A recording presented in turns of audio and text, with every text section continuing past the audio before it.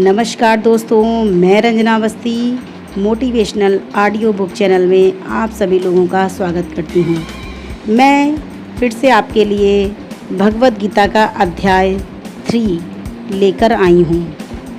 उसके लिए बहुत ही मैं क्षमा मांगना चाहूँगी। मुझे काफ़ी टाइम हो गया ऑडियो बुक बनाए हुए, मुझे थोड़ा सा समय नहीं मिल पा रहा था, इस वजह से कोशिश करूँगी अब लगातार आपके लिए मैं कोई भी एक बुक ज़रूर निकालूँ। अध्याय 3। अर्जुन उवाच। अर्जुन बोले, हे जनार्दन, यदि आपको कर्म की अपेक्षा ज्ञान श्रेष्ठ मान्य है तो फिर हे केशव, मुझे भयंकर कर्म में क्यों लगाते हैं? आप मिले हुए से वचनों से मेरी बुद्धि को मानो मोहित कर रहे हैं। इसलिए उस एक बात को निश्चित करके कहिए जिससे मैं कल्याण को प्राप्त हो जाऊं।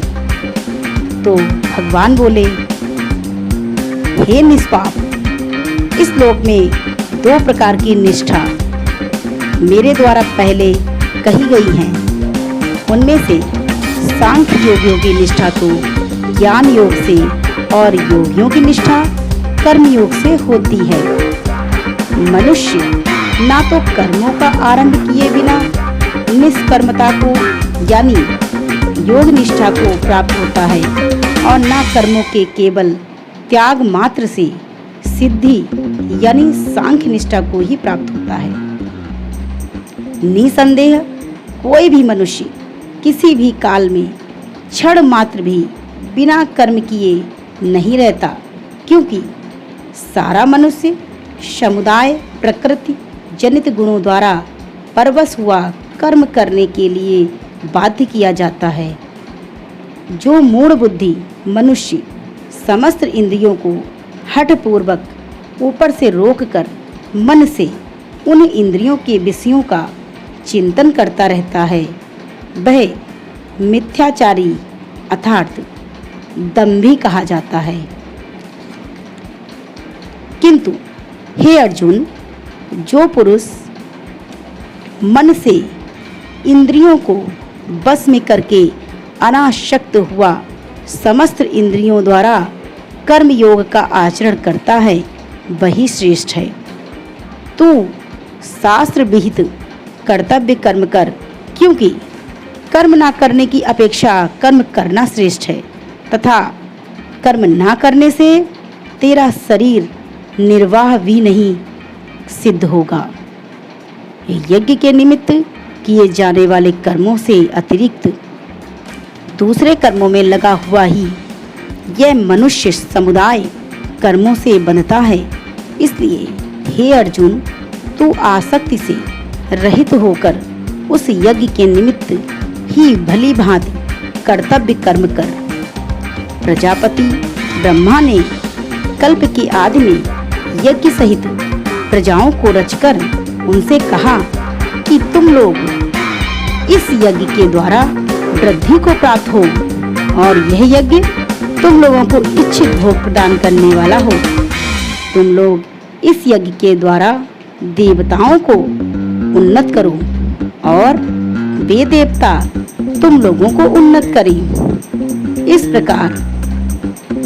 प्रकार निस्वार्थ भाव से एक दूसरे को उन्नत करते हुए तुम लोग परम कल्याण को प्राप्त हो जाओगे।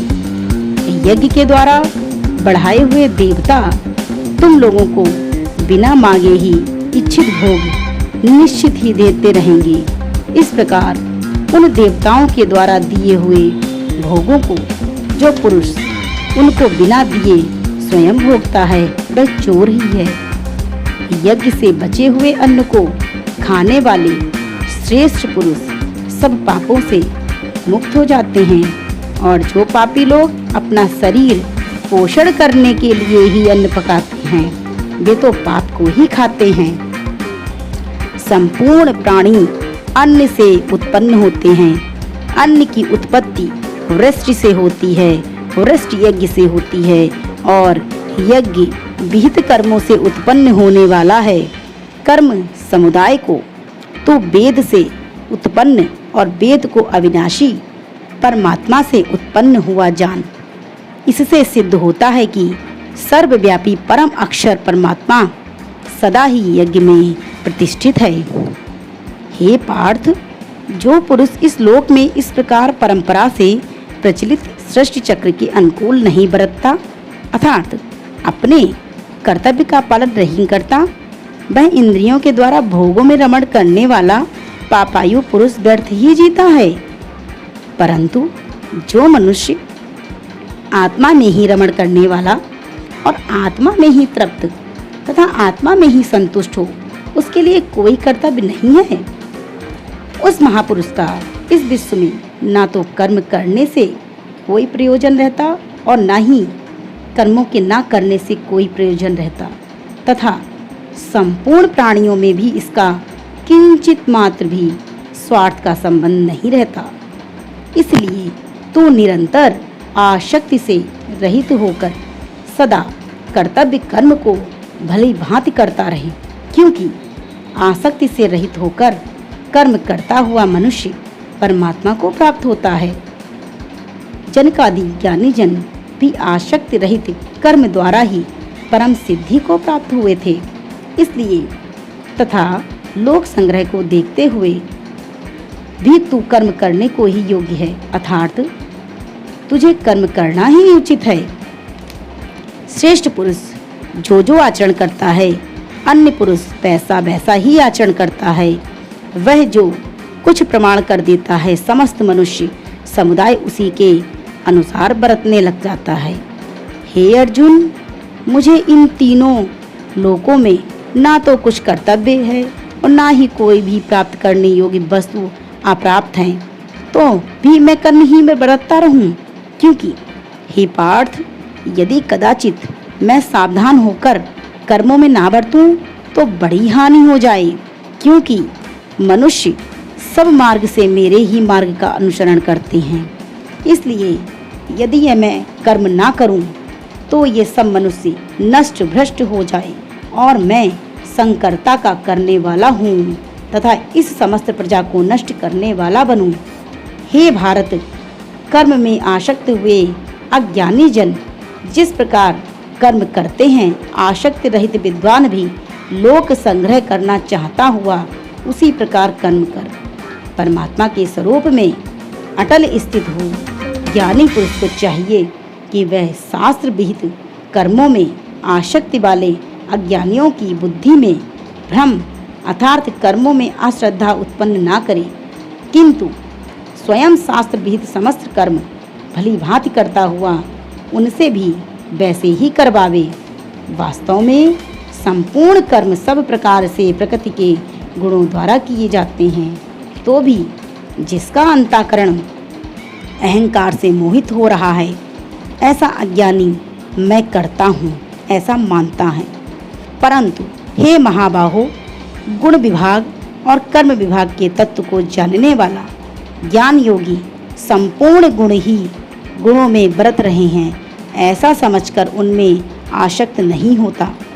प्रकृति के गुणों से अत्यंत मोहित हुए मनुष्य गुणों में और कर्मों में आसक्त रहते हैं। उन पूर्णतया ना समझने वाले मंदबुद्धि अज्ञानियों को पूर्णतया जानने वाला ज्ञानी विचलित ना करे।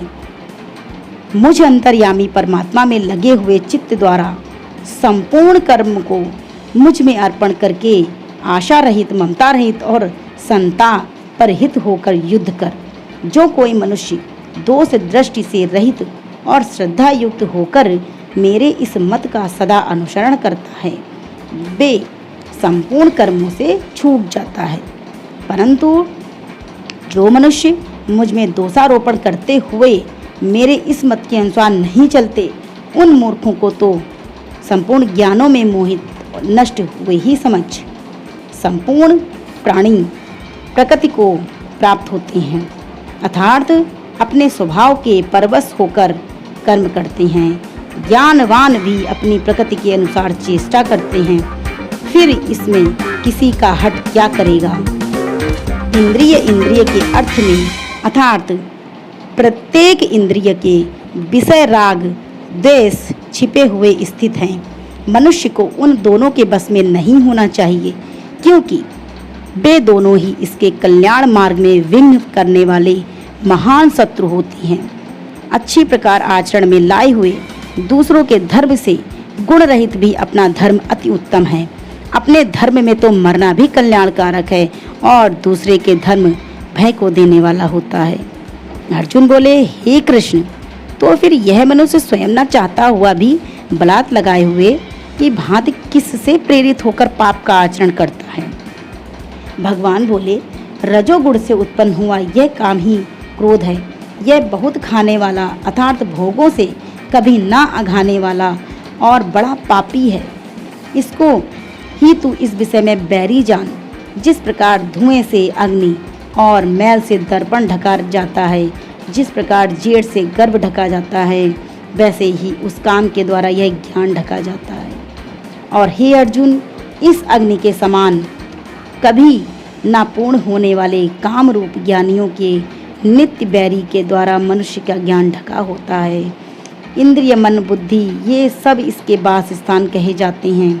यह काम इन मन, बुद्धि और इंद्रियों के द्वारा ही ज्ञान को आच्छादित करके जीवात्मा को मोहित करता है। इसलिए हे अर्जुन, तू पहले इंद्रियों को बस में करके इस ज्ञान और विज्ञान का नाश करने वाले महान पापी काम को अवश्य ही बलपूर्वक मार डाल।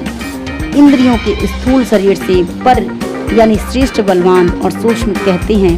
इंद्रियों से परे मन है, मन से परे बुद्धि है और बुद्धि से अत्यंत पर है वह है आत्मा। इस प्रकार बुद्धि से पर अर्थात सूक्ष्म बलवान और अत्यंत श्रेष्ठ आत्मा को जानकर और बुद्धि के द्वारा मन को वश में करके हे महाबाहो, तो इस कामरूप दुर्जय शत्रु को मार डाल। धन्यवाद। ये हमारा तीसरा अध्याय समाप्त हुआ। अगर आपको यह अध्याय अच्छा लगा हो तो आप लोग प्लीज़ लाइक ज़रूर कर दीजिएगा। और मैं उम्मीद करती हूँ कि भगवद गीता हर किसी को सुननी चाहिए और पढ़नी चाहिए। इससे जो जीवन में चमत्कार होते हैं, वो जब चमत्कार आपके जीवन में होंगे तब आप खुद समझेंगे भगवद गीता हमारे लिए कितनी इम्पॉर्टेंट है। और अगर आपके घर में भगवद गीता नहीं है तो प्लीज़ एक भगवद गीता अपने घर में ज़रूर रखिए। इसका बहुत ही पॉजिटिव असर पड़ता है। और भगवद गीता को अगर आप ना पढ़ पाएँ तो उसका दर्शन ज़रूर करें। दर्शन मात्र से ही हम लोगों का जीवन सफल हो जाता है। बहुत बहुत धन्यवाद, बहुत बहुत धन्यवाद। आप लोग सुखी रहें, मस्त रहें, दीर्घायु हों। Thank you.